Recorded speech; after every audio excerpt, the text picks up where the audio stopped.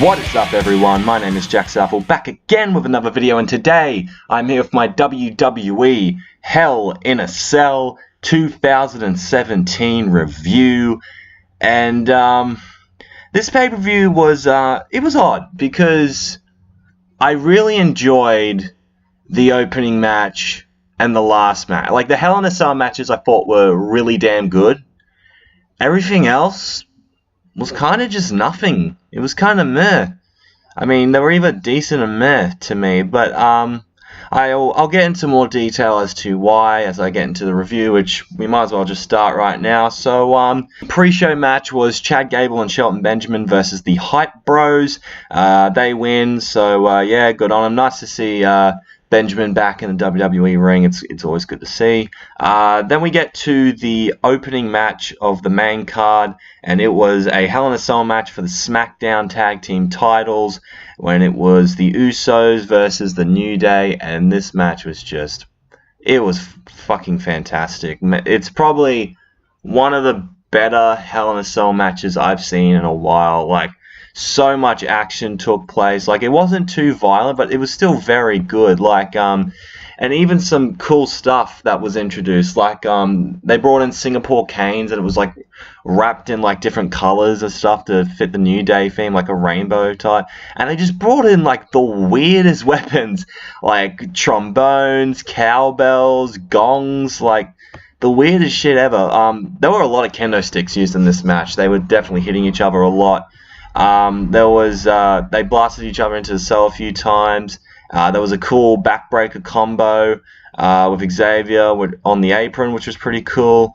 And they locked in Jay with some kendo sticks in the corner of the cell, which was really cool. And there was this cool double team move on the outside where I believe one of them held up Big E, kind of like in a like the move Legion of Doom does, and then the other Uso flew through this middle rope and just like crashed into Big E. So that was really awesome. Usos were trying everything they can to put away the New Day, you know, putting a couple of splashes onto them, handcuffing them, and like pretty much trying to hit them with like kendo sticks and all that kind of stuff. And how this all ended, Usos continued their caning, and Woods like tried to Hulk up and all that, but that wasn't enough. There was a double chair, double splash on Woods, and the Usos won back the SmackDown Tag Team titles. And what a great feud.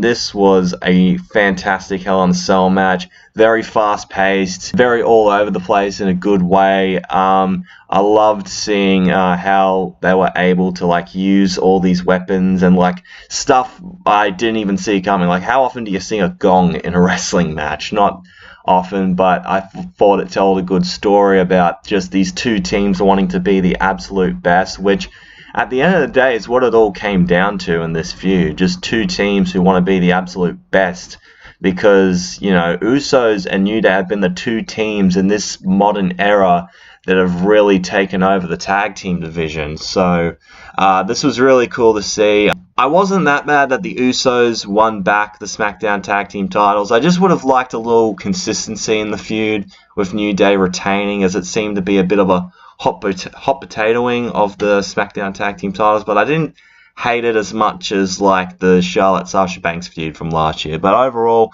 this was still a really damn great match, and make sure to go check it out. They even had a bit of a truce on the following SmackDown, so yeah, great stuff overall.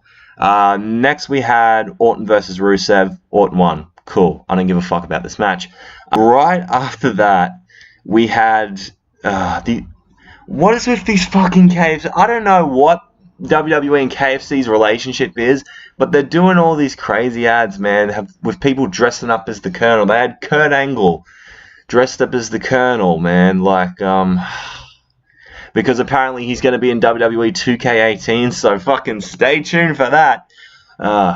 Colonel Sanders, next world champion. I'm calling it right now. Colonel Angle is going to take over the WWE. It's going to happen. Right after that was a triple threat match for the US title. Yeah, triple threat match, because Ty Dillinger got added to it because reasons. I'm not sure they said it on the pre-show, but yeah, Ty Dillinger, AJ Styles, and Baron Corbin, and it was the first half of it was really boring. I wasn't really getting into it that much, but it got better towards the end. There was like a calf crusher and Dillinger and a phenomenal forearm to the outside. Corbin hit this crazy like choke slam backbreaker while AJ flew in the air. And Ty ended up getting hit with like a Pele kick, and he fell onto Corbin, which was like, oh shit, maybe he's going to win the US title. But that didn't happen. Springboard 450 by AJ. But after he hits that, Baron Corbin pretty much just kicks AJ out of the ring, just like buzz. And Ty was still in the ring. He pins him, and Baron Corbin is your new United States champion. I mean, I'm not the biggest Baron Corbin fan. Like, I've never really been too crazy on the guy, but I wasn't exactly filled with hatred that Baron Corbin won the US title. He's just, I don't know, there's something about him I really don't like. I know he's kind of developing this, like, he's trying to be everything that the IWC hates kind of thing, where he says, oh, these keyboard warriors, and they don't know shit, they're just haters, and I'm the US champion and all that, which I wouldn't be that mad if he decides to continue going this route. It's a very interesting character, as the IWC has really kind of been a huge part of professional wrestling now and the way people see wrestling. So for Baron Corbin to just be a big fuck you to the IWC, you know, I'm alright with that. It'd be a bit funny to get, as a member of the IWC, it'd be interesting to see how he's able to play that character out. But yeah, I hope he goes all the way with it. And I wish him all the best in his US title run. So yeah, congrats to Baron Corbin, I guess. And after that was the SmackDown Women's Championship match between Natalya and Charlotte. This feud, this was fine. Once again, this was alright. Like, I wasn't really invested in this match. Didn't really care all that much. Charlotte was selling her leg after she got after Natalya was like really aiming at it, and she gets laid out with a powerbomb. I think she did a moonsault and all that, and then how we end the match, a DQ finish, player. Because if there's one thing I love, it's DQ finishes on a fucking pay-per-view. I don't know why they went with this decision. They could have just had Natalya win. I mean, it wasn't going to hurt Charlotte Flair that much losing to Natalya. I mean, they're two pretty even wrestlers in their own right. But like, I'm glad Natalya's still women's champion. I feel like she still has a lot to prove. But you know, she's doing fine with that championship right now. Although, how long is it going to be until her women's title run starts to get boring? Because I feel like maybe at Survivor Series or at the next SmackDown exclusive show, maybe that can be a good opportunity for Natty to drop it to Charlotte Flair. Maybe they're going to do it at the Starrcade. Is that the next SmackDown show? Starrcade? And I guess that makes sense because, you know, Charlotte winning at Starrcade, you know, more references to her dad and shit. So, yeah, I guess they could go in that direction if that's where they wanted to go. But as for this match, didn't really care that much. I didn't like the finish, and yeah, bit of a disappointment. Then we had a Fashion Files segment, which was pretty good. They found this briefcase that opened up with like a light shooting out of it, and they're like, oh, what's this going to be? You have to find out on Tuesday on SmackDown. Even though they didn't fucking air on SmackDown. Yeah, they didn't even show the next episode of the Fashion Files. They just put it off. Like, why would you do that? You'd say, oh, don't worry. Tuesday, guys, we're going to reveal it, and then not reveal it. That's fucked. That's fucked. But people are actually kind of invested in this Fashion Files segment, and you say, oh, we're going to do this build-up, and then not do it. That's dumb. Please, at least do it next week on SmackDown. Then we get Jinder Mahal versus Shinsuke Nakamura for the WWE title. This feud has just been...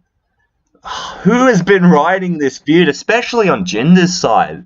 Oh, man. Like, Jinder Mahal has just been saying some of the dumbest shit. You know, he's trying to be funny, but he's not. And he's just showing close-ups of Shinsuke's face and going, oh, look how dumb he looks. Ha, ha, ha. Makes a Mr. Miyagi joke, I think. And, like...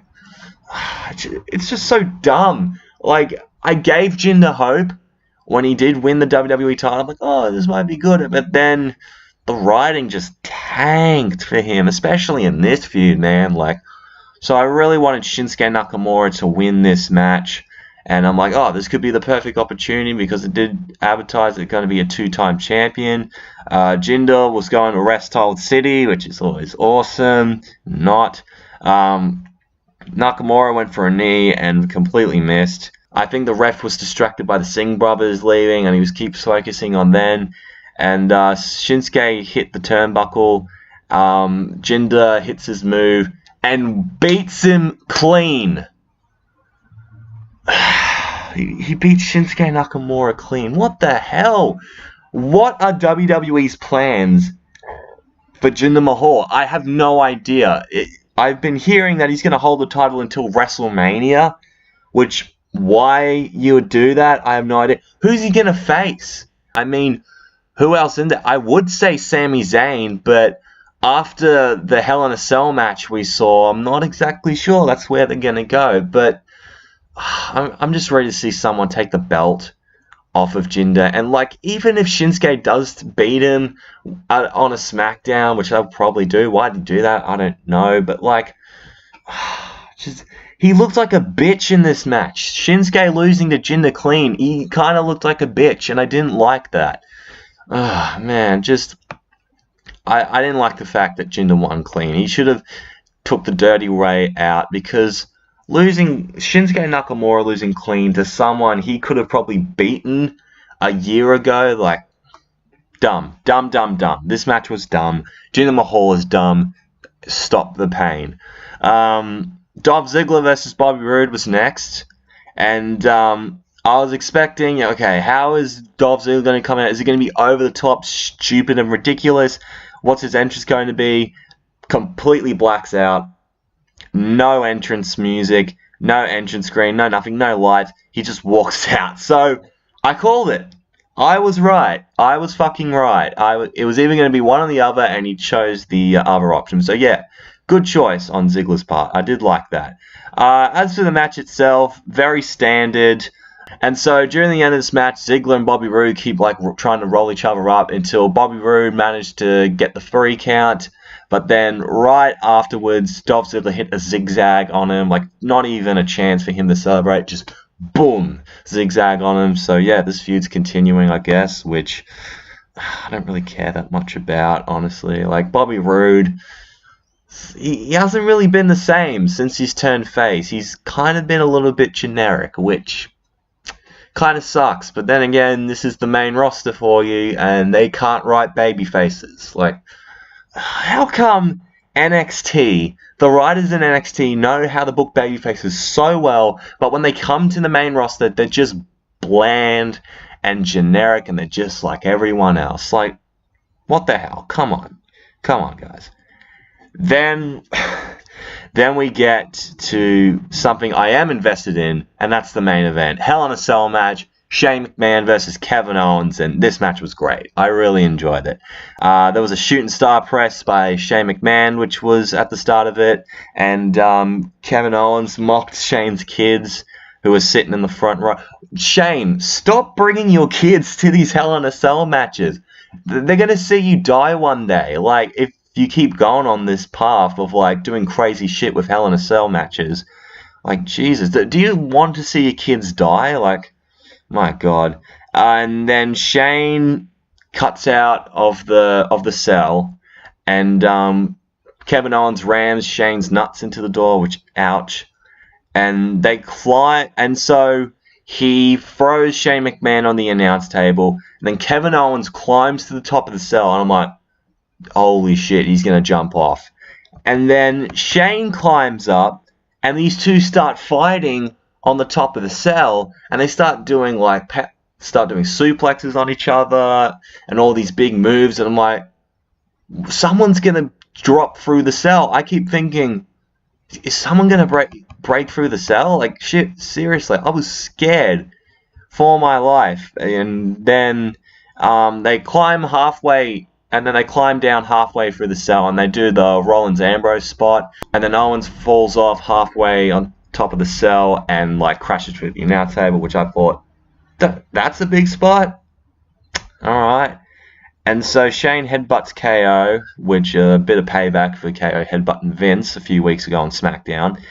And Shane goes, hey, I jumped off the Hell in a Cell WrestleMania 32 and I still lived, so you know what? Fuck it. I'm going to do it again, because why not? So that's what he does. He gets Owens on the second announce table. He climbs up and does a Mania 32 and is like, alright, I'm going to jump off, Kevin. I'm going to actually hit you this time.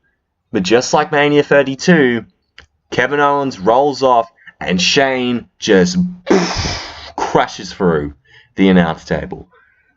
But it turns out Owens didn't roll off himself. He got help from Sami fucking Zayn. What? Like, that was nuts. That was absolutely... When I saw that was Sami Zayn, I was like, what the fuck? Like, of all the people to save Kevin Owens, Sami Zayn, like, he got, you know, a pop-up powerbomb onto the apron a few weeks ago, and now he's saving Kevin Owens, which I'm like, okay, that's fucking cool. That's a cool ass ending. And so Owens gets the pin because it's a Falls Count Anywhere Hell in a Cell match. And yeah, it seems like Owens and Zayn are friends again. And then Sami Zayn has turned heel, which I can't really see. At first I was like, I can't see Sami Zayn as a heel. Like, he's too likable of a guy.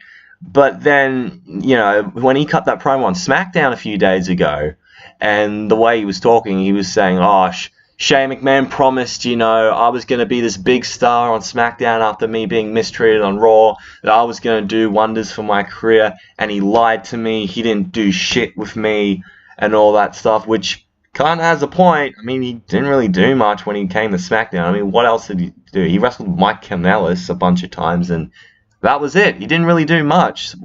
So I'm glad that they're giving him a storyline and a direction, because Sami deserves it. He's such a good wrestler and such a great character. He has so much stuff that he can do with this heel persona. So yeah, I'm cool with it.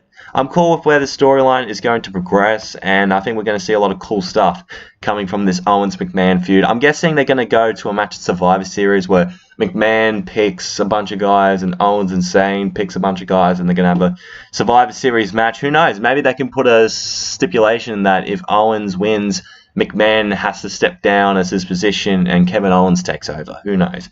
But yeah, this is going to be it for my Hell in a Cell review. Match of the night, easily Usos versus New Day. That was just fantastic. How am I going to rate the show? I'm going to give this,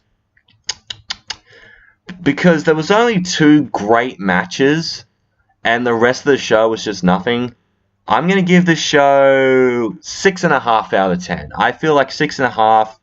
If the match quality throughout was a little bit better than just average to decent, maybe would have been like a 7.5 or an 8. But this pay-per-view was just, like, besides the 2 cell matches, nothing really stand out to me. But yeah, thank you guys for watching this video. I hope you have enjoyed it. If you did, make sure to leave a like, comment down below what you thought of the Hell in a Cell pay-per-view, and if you want to see more from me, hit that subscribe button. You'll be glad you did. Twitter and Instagram's at JackmanLaw31 if you want to check me out there. Thank you so much for watching, and I'm out in 3, 2, 1.